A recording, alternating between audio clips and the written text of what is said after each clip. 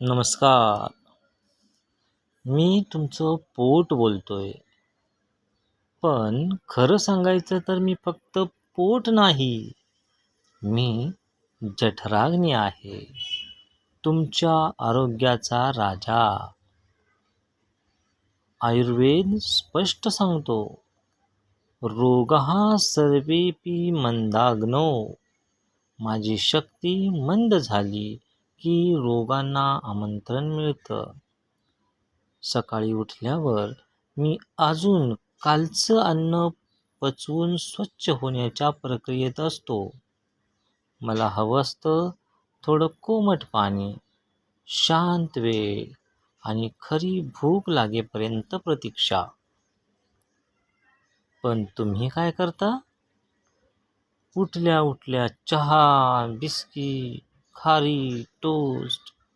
भूक नसतानाही मला भरता. भूक म्हणजे माझी परवानगी आणि भूक नसताना खाणं म्हणजे माझ्यावर जबरदस्ती.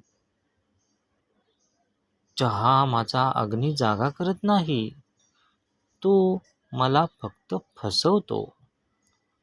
बिस्किट, टोस्ट ना अन्न ना औषध, फक्त आम तयार करणारी सामग्री. मग म्हणता सकाळीच पोट जड वाटतं. दुपारी 12-1 वाजता मी सर्वात शक्तिशाली असतो. हा माझा सुवर्णकाळ आहे.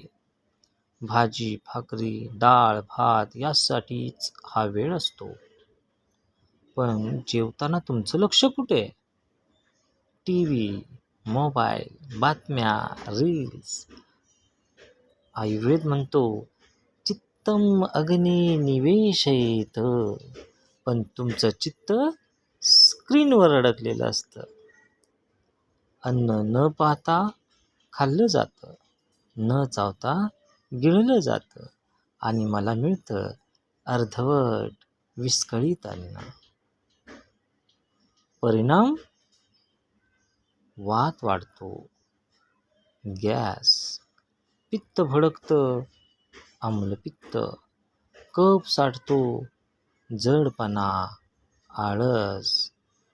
पावसाळ्यात तर माझी परीक्षा असतेच. मंद अग्नी, अशुद्ध पाणी, उघड्यावरचं अन्न, आम साठतो आणि जुलाब, उलटी, अपचन सुरू होतं. रात्री मी विश्रांती मागतो. 10 नंतर माझी ताकद कमी होते. पण तुम्ही म्हणता, चला पाणीपुरी, आईस्क्रीम खाऊ, पिझ्झा ऑर्डर करूया. मी पचवण्याचा प्रयत्न करतो, पण न जमल्यावर मी संकेत देतो. गॅस, जळजळ, दुखणं. तो रोग नाही, तो माझा आक्रोश आहे. मग औषध, सोडा, कोरा चहा. पण मूळ सवय बदलली नाही तर आम पुन्हा तयार होतोच. माझ्या मागण्या फार नाहीत, फक्त आयुर्वेदाने सांगितलेल्या. 1. वेळेवर अन्न, काल भोजन. 2. ताजं साधं जेवण, हित भोजन. 3. मित प्रमाणात खाणं. 4. रात्री लवकर व हलकं जेवणं. 5. भूक असेल तेव्हाच खाणं. आणि 6. जेवताना मोबाईल टीव्ही बंद. हे पाळलंत ना तर मला औषधांची गरज पडणारच नाही. लक्षात ठेवा, मी तुमचा नोकर नाही, मी तुमचा सहप्रवासी आहे. मी स्वस्थ तर तुम्ही निरोगी. धन्यवाद.